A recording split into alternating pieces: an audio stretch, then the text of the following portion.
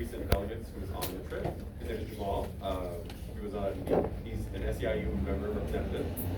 We have about 3 minutes to speak. So yeah, if you come over, give us just a quick report back from your times in Cuba.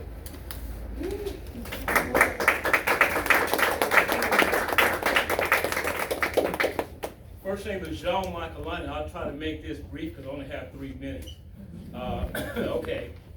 I learned a lot I was one of the delegates. I learned a lot on that excursion to Cuba. And I'll say this.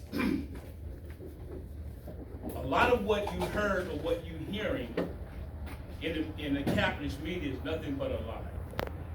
Like Kwame Ture said, capitalism doesn't lie some of the time, it lies all the time. And when it tells the truth, it tells a double lie to tell the truth. That we must be clear on what the messages that the propaganda of working class people are receiving. Now what's interesting about that visit, I've learned a lot in terms of how trade unions are involved in the governmental process. Unlike trade unions here that play junior partners to maintain capitalism and imperialism, unions there are very much involved in terms of what structure government look like, what policies are being developed, and how those policies relate to everyday people on the ground. Because it is the very people, everyday people in the community that makes decisions that flows up. Now, that's a type of working class democracy that we don't have. Now, where I disagree with my brother Cliff earlier when he said that fascism was ended to promote again democracy. Now, I differ because democracy that we live on is bourgeois democracy. Yep. See, it's the type of democracy where you can play junior partners in the voting process, but you don't have a say on where your labor production, the surplus labor, surplus value of what you create, who gets it, how it's spent, how it's determined. You don't have a say-so in that. And for the record, when fascism arose, fascism came out of bourgeois democracy. Yep. Now you have bourgeois liberals running around across the country telling you, we got to save what? So I say to you, we're the 21st century. Not only is capitalism and imperialism being challenged around the world because the new world order is coming to being, Yep. I say to you, do you still need to say you need to save bourgeois democracy? Do we need to move on to create a democracy, a working class democracy, where you have a say? Again, capitalism doesn't lie some of the time, it lies all the time. Now you have both. Let me show you another lie. How unions are how big business unions betray you. These unions support bourgeois capitalist politicians. You have two ruling class parties, Republican and Democrat. And as it stands right now, working class people being snookered into voting for one of these bourgeois politicians who've been supported by the ruling class. Now they're being honest. They have a billionaire that's telling you, I feel your pain and I'm gonna fight for you. Yeah, right. Have you heard that before? Now when I say this is how the game is being played, we got to move beyond that.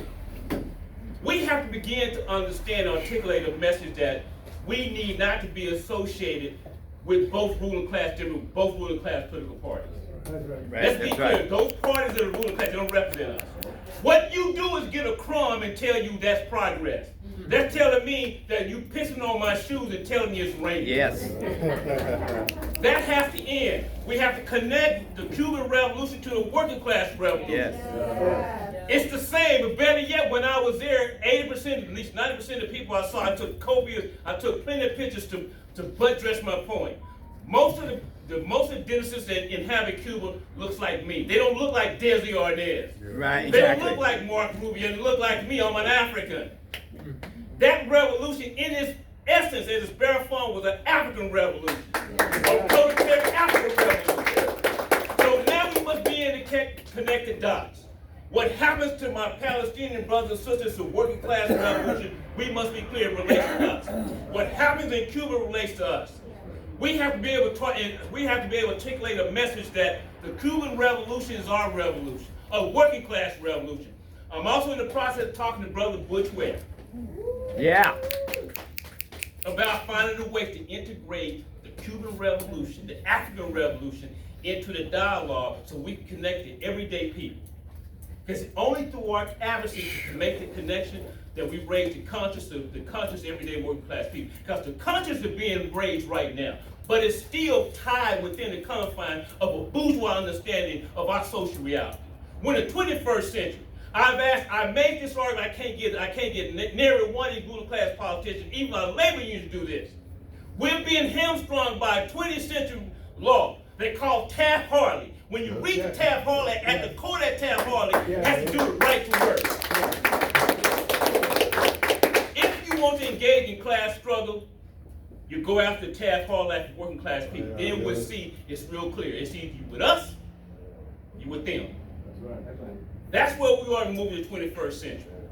Every issue has to be connected to a working class reality. Because it's this, the world that you know is in the process of changing as we speak. The capitalist, Western imperialism is struggling. We have to begin to take advantage of the cracks and deficiencies beginning at this point to divide and to educate our people and say now it's time to move for a different type of social reality for ourselves. Working class people out in the world. We sit in the belly of capitalism. The working class people around the world look to us to do that. I'll end by saying all power to the people.